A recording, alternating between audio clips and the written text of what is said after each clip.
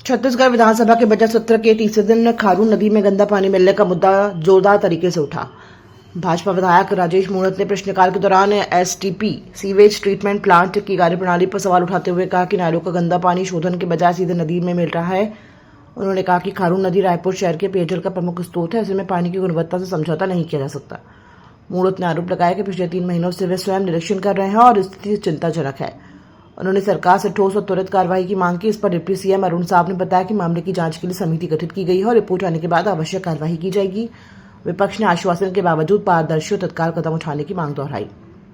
रायपुर शहर की जीवनदायिनी नदी खारून नदी पूरे रायपुर शहर की प्यास को बुझाती है और उस खारून नदी के अंदर नाले का गंदा पानी आकर मिलता है। उसको रोकने की सरकार की क्या कार्य योजना है? एसटीपी के निर्माण से लेकर के प्रश्न खड़ा हुआ कि एसटीपी का निर्माण जिस समय उसकी डीपीआर बनी हो, कितने नालों का पानी आकर के मिलेगा, कितना एमएलटी पानी है, वहाँ पर सरकारी जमीन उपलब्ध होने के बाद भी वहाँ पर निर्माण ना करके 6 किलोमीटर दूर जाकर के एसटीपी का निर्माण करना और वहाँ तक वो जो नाले हैं उस नाले के पानी को पहुँचाना। और जब वो नाले में पानी नहीं पहुँच रहा है, नाले का पानी वहाँ तक नहीं पहुँच रहा, वो डायरेक्ट नदी में मिल रहा है, तो एसटीपी बनाने का औचित्य क्या? मेरा प्रश्न यही था कि रायपुर शहर की जनता को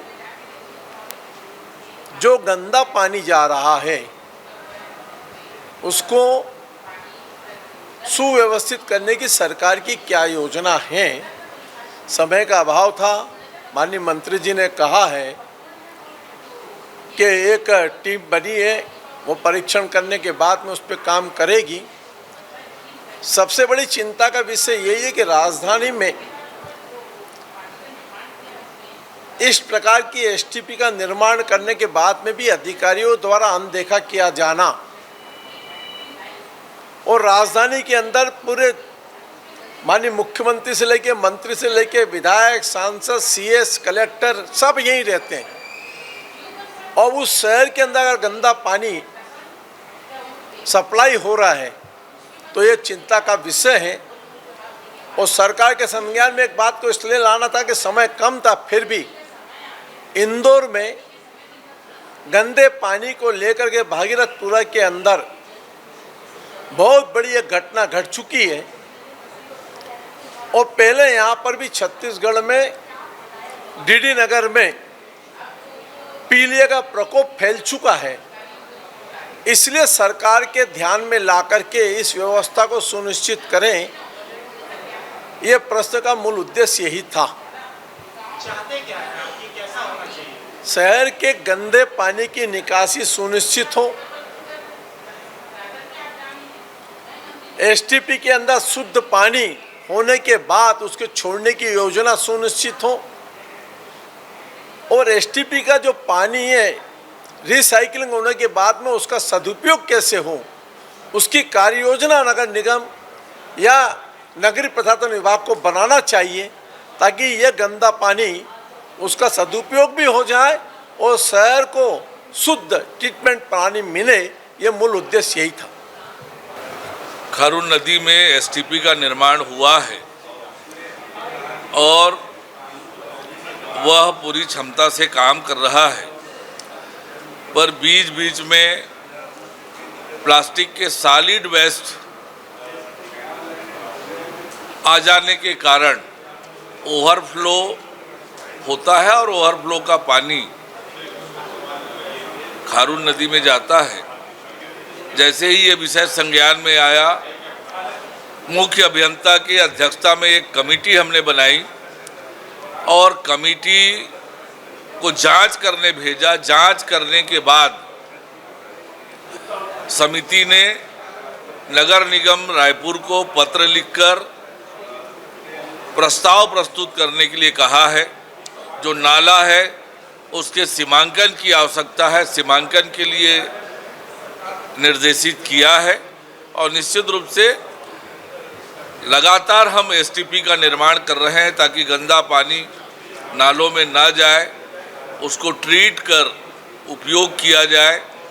इस दिशा में सरकार बढ़ रही है और लगातार सभी नगरीय निकायों में एसटीपी निर्माण के लिए कार्यवाहियां हो रही है।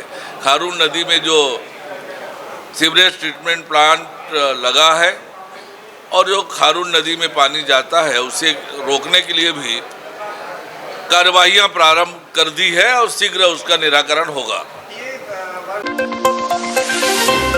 छत्तीसगढ़ विधानसभा के बजट सत्र के तीसरे दिन प्रश्नकाल के दौरान संचारी बालौद विधायक संगीता सिन्हा ने विधानसभा में जल जीवन मिशन के क्रियान्वयन पर सवाल उठाए।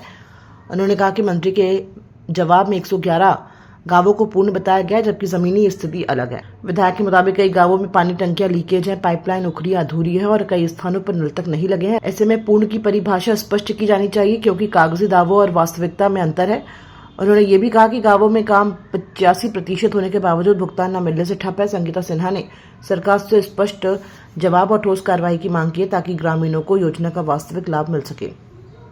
देखिए, जल जीवन मिशन में मेरा प्रश्न लगा था, उसमें मंत्री जी का जवाब आया कि 111 गांव पूर्ण हैं। तो मैंने बस पूर्ण की परिभाषा जानना चाहिए क्योंकि पूर्ण कहना आसान है, सिर्फ पेपर में वर्क है। हम गांव में गए, वहां पे देखे कि कहीं पे भी पूर्णता नहीं दिखा। कई गांव ऐसे हैं कि जिसका टंकी लीकेज है, कई गांव ऐसे हैं जिनका पाइपलाइन सही नहीं है, पाइपलाइन उखड़ा हुआ है, कई गांव ऐसे हैं जिसमें नल नहीं लगे हैं। और उसके बाद पूर्णता होने के बाद जो उसका जो खर्च आ रहा है उसको पंचायत उठा रही है। तो ये पूर्णता का निशानी नहीं है। मैंने संतुष्ट मैं नहीं हूँ मंत्री जी के क्वेश्चन आंसर से। उसके बाद दूसरा था गुणवत्ताहीन के लिए क्या कार्रवाई की है, उसमें कोई जवाब नहीं आया। मेरे यहाँ 8 टंकी ऐसे हैं जो गुणवत्ताहीन है, पानी टपक रहा है, रिसाव हो रहा है, साथ में पाइपलाइन बिछा हुआ नहीं है, कहीं पे कुछ भी नहीं है। उसको गुणवत्ताहीन के लिए भी किसी प्रकार संतुष्टिजनक जवाब नहीं आया। तीसरा था 99 हमारा जो है अपूर्णता की ओर है। अब मंत्री जी का कहना है अपूर्णता की ओर गति है, ठेकेदार काम कर रहे हैं। जब मैं स्पॉट पे गई, गांव पे गई, वहाँ पे कहीं काम नहीं चल रहा है और वहाँ पे जाने के बाद ये पता चला ठेकेदार वहाँ पे है ही नहीं। हमने संज्ञान में लिया, क्यों भाई, क्यों काम नहीं कर रहे हो? तो उनका ये कहना है कि हम काम कर चुके हैं 85%, 80%, लेकिन हमको भुगतान नहीं हुआ है। किसी का 30% भुगतान हुआ है, किसी का 40% भुगतान हुआ है, जिसके कारण वो काम करने में असमर्थ है, काम नहीं कर रहे हैं। मैं सरकार से मांग करती हूँ कि इन ठेकेदारों को भुगतान किया जाए ताकि वो काम करे और मेरे बालोद विधानसभा में जितने भी 99 अपूर्ण हैं, 8 गुणवत्ताहीन है और साथ में 111 जो पूर्णता की ओर है उसमें तुरंत कार्रवाई करें और सभी को सुचारू रूप से चालू करने का मैं निवेदन। सरायपाली के विधायक चातुरी नंद ने विधानसभा सत्र के दौरान मीडिया से चर्चा में गोदावरी सोलर प्लांट परियोजना पर गंभीर आरोप लगाए। उन्होंने कहा कि प्रस्तावित प्लांट ग्राम सभा की विधिवत अनुमति के बिना स्थापित किया जा रहा है और स्थानीय ग्रामीणों को विश्वास में नहीं लिया गया। विधायक ने आरोप लगाया कि छत्तीसगढ़ उड़ीसा को जोड़ने वाली महत्वपूर्ण सड़क बंद कर दी गई है जिससे आम लोगों के आवागमन पर असर पड़ा है। उन्होंने ये भी कहा कि संबंधित क्षेत्र ड्राई एरिया में आता है, फिर भी नदी नालों सहित प्राकृतिक संसाधनों के उपयोग की अनुमति कैसे दी गई, ये स्पष्ट नहीं है। तहसीलदार की जांच रिपोर्ट में 18 पेड़ बिना अनुमति काटे जाने का उल्लेख होने का दावा भी उन्होंने किया। चातुरी नदी के अनुसार ग्रामीण 5 फरवरी से अनिश्चितकालीन धरने पर बैठे हैं, लेकिन अब तक प्रशासन की ओर से कोई ठोस पहल नहीं हुई है। उन्होंने गोदावरी सोलर प्लांट की लीज डीड तत्काल निरस्त करने और पूरे मामले की उच्च स्तरीय व निष्पक्ष जांच की मांग की है। आप सभी को नमस्कार। आज मैं एक मुद्दा लेकर के आप सबके पास आए हैं। मोर विधानसभा सरायपाली के एक क्षेत्र है जंगल बेढ़ा में solar plant Godavari solar plant लगत हवे और बिना ग्राम सभा के अनुमति के वहाँ निर्माण कार्य चालू हो गए हैं। मोर क्षेत्र अनुसूचित क्षेत्र में आते और अनुसूचित क्षेत्र में ग्राम सभा सर्वोपरि होते और ग्राम सभा के बिना अनुमति के वहाँ निर्माण कार्य चलत हवे। एकर अलावा 4 ठो तालाब ला पाट दिए गए हैं। हरेली सहेली पट्टा मिले रही से 90 किसान मन ला वो 90 किसान मन ला बिना नोटिस दिए मन ला जमीन से बेदखल कर दिए गए है। एकर अलावा 2 राज्य ला जोड़ने वाला सड़क, उड़ीसा और छत्तीसगढ़ ला जोड़ने वाला जो सड़क है, जो रद्दा है, जो डहार है, वो डहार ला भी बंद कर देगी हवे। एकर अलावा जो एनिकेट बने हैं और एनिकेट में नाला से जो पानी जाते हैं, उन नाला मन ला भी पाट दिए गए हैं।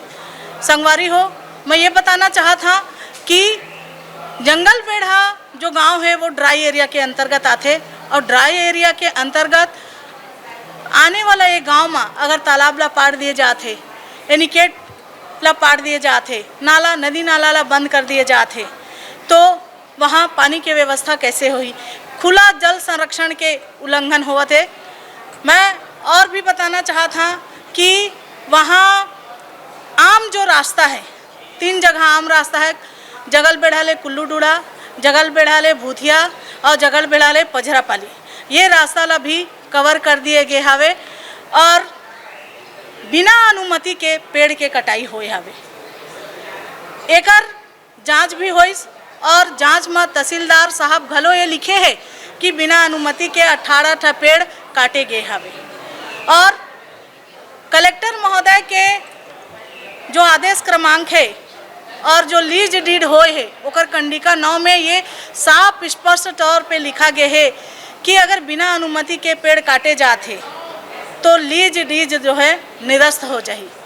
लेकिन वहाँ असने कुछ नहीं होते, शासन प्रशासन बिल्कुल भी ध्यान नहीं देते। ग्रामीण मन 6 महीना ले प्रयास करीन, आवेदन निवेदन शिकायत सब करीन, लेकिन कोनो प्रकार के कार्रवाई नहीं हुई। तो थक हार के 5 फरवरी ले ग्रामीण मन अनिश्चितकालीन हड़ताल में बैठे हमें संगवारी हो और आज तक के जिला प्रशासन के कोनो अधिकारी कर्मचारी ओकर सुध नहीं ले हवे, बल्कि ग्रामीण जन के ऊपर में FIR करे जाते।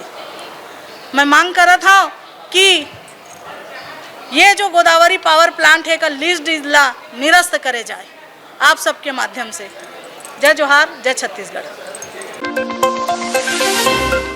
बेमेतरा जिले में खुद को भारतीय प्रशासनिक सेवा का अधिकारी बताकर ठगी करने वाले युवक को पुलिस ने गिरफ्तार किया है। आरोपी की पहचान रोहित कुमार के रूप में हुई है, जो मूलतः उत्तर प्रदेश का निवासी है और पिछले करीब 1 वर्ष से देवका क्षेत्र में किराए के मकान में रह रहा था। पुलिस के अनुसार आरोपी 10वीं पास है, लेकिन बीते 6 माह से अधिक समय से फर्जी IAS बनकर नौकरी लगवाने, ट्रांसफर कराने और शासकीय योजनाओं का लाभ दिलाने का झांसा देकर लोगों से ठगी कर रहा था।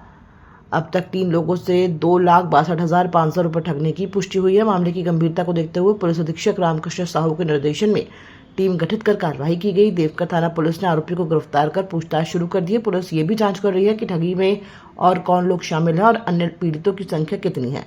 आरोपी के खिलाफ वैधानिक कार्रवाई की जा रही है।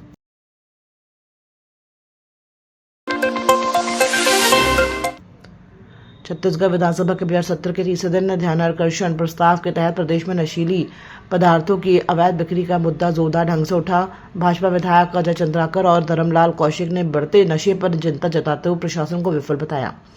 अजय चंद्राकर ने कहा कि राजधानी रायपुर सहित कई स्थानों पर आसानी से नशीले पदार्थ उपलब्ध हैं और एक पुलिस आरक्षक के पकड़े जाने से स्थिति की गंभीरता उजागर होती है। इस पर गृह मंत्री विजय शर्मा ने आरोपों को खारिज करते हुए कहा कि प्रदेश भर में विशेष अभियान चलाकर छापेमारी की जा रही है। उन्होंने दावा किया कि बड़ी मात्रा में नशीले पदार्थ जब्त किए गए हैं और आरोपियों की गिरफ्तारी भी हुई है। आज ध्यानाकर्षण NDPS को लेकर के लगाए थे कि जिस प्रकार से नशे के गिरफ्त में खास करके जो युवा चपेट में आ रहे हैं और उसको लेकर के कि कैसे उसके ऊपर नियंत्रण किया जाए, युवाओं को नशे से कैसे दूर रखा जाए और जिस प्रकार से गिरोह काम कर रहे हैं उसके ऊपर नियंत्रण कैसे किया जाए, इसको लेकर के आज ध्यानाकर्षण अजय चंद्राकर जी और मेरे द्वारा लगाया गया था।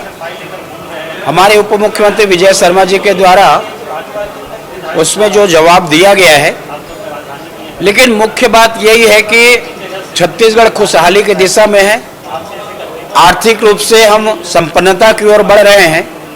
छत्तीसगढ़ का जो भविष्य है युवा है और युवा यदि नशे के चपेट में आए तो निश्चित रूप से आने वाले समय में उसका एक गंभीर परिणाम भुगतना पड़ेगा। तो युवाओं को उस नशे के रोग से कैसे दूर किया जा सके, ये महत्वपूर्ण मुद्दा पर आज ध्यानाकर्षण में चर्चा हुई है और उप मुख्यमंत्री विजय शर्मा जी के द्वारा इस पर अनेक उदाहरण भी दिए हैं और साथ ही साथ में जो भटके हुए युवा है उनको मार्ग कैसे प्रशस्त करना है, तो इस महत्वपूर्ण विषय पे आज चर्चा हुई और निश्चित रूप से गंभीर विषय है कि ताकि युवा हमारे जब सुरक्षित रहेंगे, नशे से दूर रहेंगे, तो छत्तीसगढ़ का भविष्य उज्जवल होगा और इसी बात की चिंता करते हुए उसको ध्यानाकर्षण के माध्यम से ध्यानाकर्षित करने के लिए लगाया गया। इस एनडीपीएस के विषयों को लेकर के आज ध्यानाकर्षण था। माननीय सदस्य अजय चंद्राकर जी और माननीय वरिष्ठ सदस्य धर्मलाल कौशिक जी के माध्यम से आया था। तो उस विषय पर मैंने पूरा विषय सामान्य सदन के समक्ष रखा है और ये बताया है कि पिट एनडीपीएस एक्ट जो है 1989 का, उस पर कभी कार्यवाहियाँ होती नहीं थी। विष्णुदेव साय जी की सरकार बनने के बाद पहली बार पिट एनडीपीएस के माध्यम से कार्यवाही हुई और 145 प्रकरण पंजीबद्ध करके उस पर आदेश प्राप्त किया गया। 145 ऐसे प्रकरण हुए। इसी के वो प्रिवेंटिव एक्शन है। पिट एनडीपीएस जो होता है वो प्रिवेंटिव एक्शन के कारण होता है। कोई ड्रग का व्यापार करने वाला होता है, वो पैसे कमा लेता है और 6 महीना जेल काट कर आकर के उस पैसे को एंजॉय करता है जीवन में। ये नहीं हो पाएगा। इसके लिए फिर से मैं आपसे कहना चाहता हूं कि विष्णुदेव जी की सरकार में ही ये काम अभी प्रारंभ हुआ है। सफीमा कोर्ट होता है एनडीपीएस केसेस के लिए। हम बॉम्बे जोन में आते हैं तो बॉम्बे जोन हमारा पड़ता है। सफीमा कोर्ट के माध्यम से कुल मिलाकर के 16 ऐसे प्रकरण हुए जिसमें प्रॉपर्टी अटैच किया गया है। ये 13,29,51,735 रुपए की प्रॉपर्टी है जो कि इन प्रकरणों के माध्यम से 16 प्रकरणों के माध्यम से अटैच किया गया है। जहाँ प्रॉपर्टी अटैच होती है वहाँ पर यह स्पष्ट संदेश उन लोगों के बीच पहुँच जाता है कि ये पैसा भी जो कमाया हुआ है यह भी जाता रह जाएगा, कुछ नहीं बचेगा। ये इस पर संदेश पहुँचता है। इस पर भी कार्यवाही की गई है। गाड़ियों की जब्ती बहुत बड़ी बात है। अभी वर्तमान में 150 गाड़ियों की नीलामी तक हम पहुँचे हैं। 296 गाड़ियों की जब्ती रात-सात करके 150 गाड़ियों की नीलामी भी कर दी गई। नष्टीकरण के दिशा में बहुत बड़ा काम हुआ है। मतलब मैं आपको उसको आंकड़े में कहना चाहूँगा अगर, तो नष्टीकरण की दिशा में सन 2022 में 163 प्रकरणों से जितने सब्सटेंसेस थे एनडीपीएस के उसको नष्ट किया गया है। 2023 में सिर्फ एक प्रकरण का सब्सटेंस नष्ट किया गया है और उसमें मैं गांजा ही अगर आपको कहूँ तो 2023 में 8,000 किलो गांजा नष्ट किया, 8,900 किलो गांजा नष्ट किया गया है। अभी 2023 में एक प्रकरण के अंतर्गत आधा किलो गांजा नष्ट किया गया है। 2024 जब मैं आपसे बात कर रहा हूँ 2024 जब मैं आपसे बात कर रहा हूँ तो 2,185 केसेस के अंतर्गत 64,000 किलो गांजा नष्ट किया गया है। मतलब डिफरेंस आप एक बार सोच कर देखेंगे। एनडीपीएस के अंतर्गत जो नशीले पदार्थ जब्त किए जाते हैं, पुलिस के द्वारा विनष्टीकरण की एक बड़ी प्रक्रिया होती है। उस प्रकरण में मैं आपको उदाहरण स्वरूप बता रहा हूं कि 2022 में 163 प्रकरणों से संबंधित सब्सटेंसेस जो थे वो नष्ट किए गए। ये 8,911 किलोग्राम के सब्सटेंस थे। 2023 में एक प्रकरण से संबंधित गांजा नष्ट किया गया। विधानसभा सत्र के दौरान मीडिया से चर्चा में विधायक संगीता सिन्हा ने बोर्ड परीक्षा के समय शिक्षकों की एसआईआर कार्य में ड्यूटी लगाए जाने पर सवाल उठाए। उन्होंने कहा कि प्रदेश में लगभग 18,198 शिक्षकों को एसआईआर कार्य में लगाया गया है, जबकि फरवरी से बोर्ड परीक्षाएं शुरू हो चुकी है। उनका तर्क था कि परीक्षा अवधि में अतिरिक्त जिम्मेदारी देने से छात्रों के परिणाम प्रभावित हो सकते हैं। उन्होंने पूछा कि यदि रिजल्ट खराब होते हैं तो इसकी जिम्मेदारी कौन लेगा। इस पर शिक्षा मंत्री गजेंद्र यादव ने स्पष्ट किया कि एसआईआर का कार्य भारत निर्वाचन आयोग से संबंधित है और इसमें विभिन्न विभागों के कर्मचारियों की ड्यूटी लगती है। उन्होंने कहा कि शिक्षकों को पहले विद्यालय में अध्यापन कार्य सुनिश्चित करने और उसके बाद एसआईआर का कार्य करने के निर्देश दिए गए। साथ ही जिन स्कूलों में पढ़ाई प्रभावित होने की आशंका है वहां जिला अधिकारियों को निगरानी और वैकल्पिक व्यवस्था के निर्देश भी दिए गए हैं।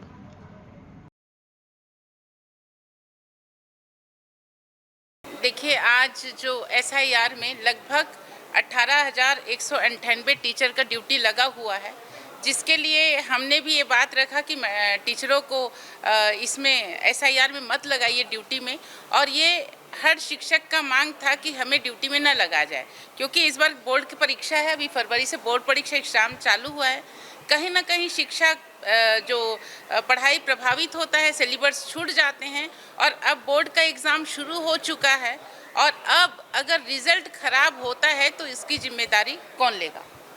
ये क्या सरकार इसकी भरपाई करेगा?